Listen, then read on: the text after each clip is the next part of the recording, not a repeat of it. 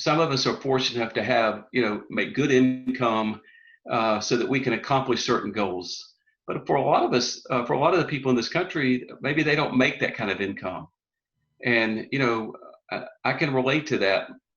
My mother barely had a high school diploma. And when my dad left, I have two siblings and I'm the middle child.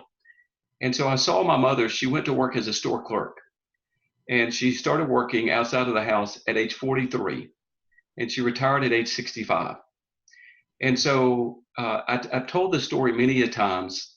And my father, who was an engineer who made good money his whole life, he was a horrible spender. But my mother was great with pennies. Now we never took a vacation growing up. We bought secondhand clothes.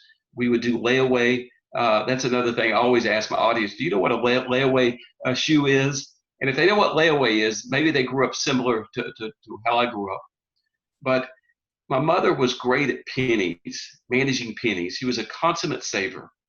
And so my mother passed away about 3 years ago, and 5 years prior to that, she developed Alzheimer's. And so we went through that process.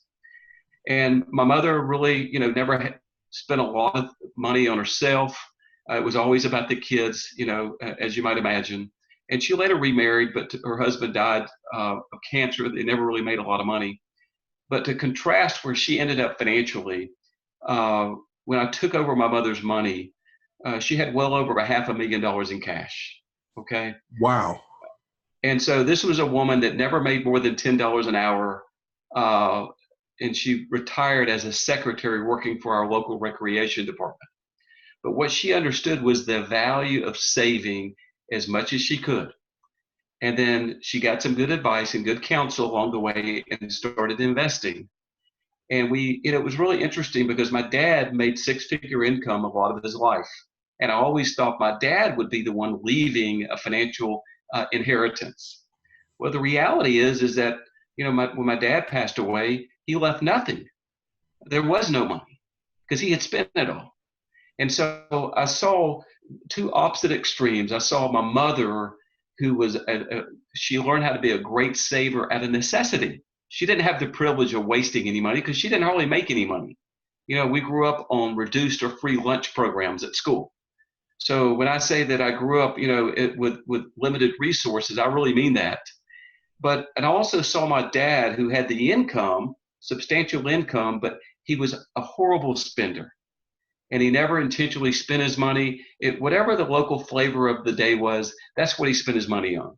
And as a result, at the end of his life, he really had no money. And so it was kind of ironic that the financial inheritance that I received, that my sister, my brother, and I received when my mother passed away, was from somebody who never made much money.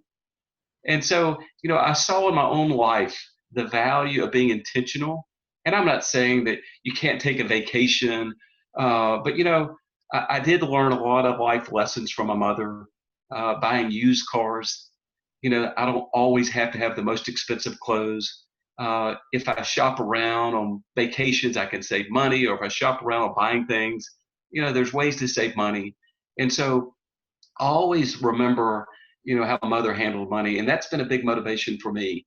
And so if I can take what I've learned along the way and share with somebody that maybe is in a similar situation and make their life a little bit better, what a cool thing to be able to do that.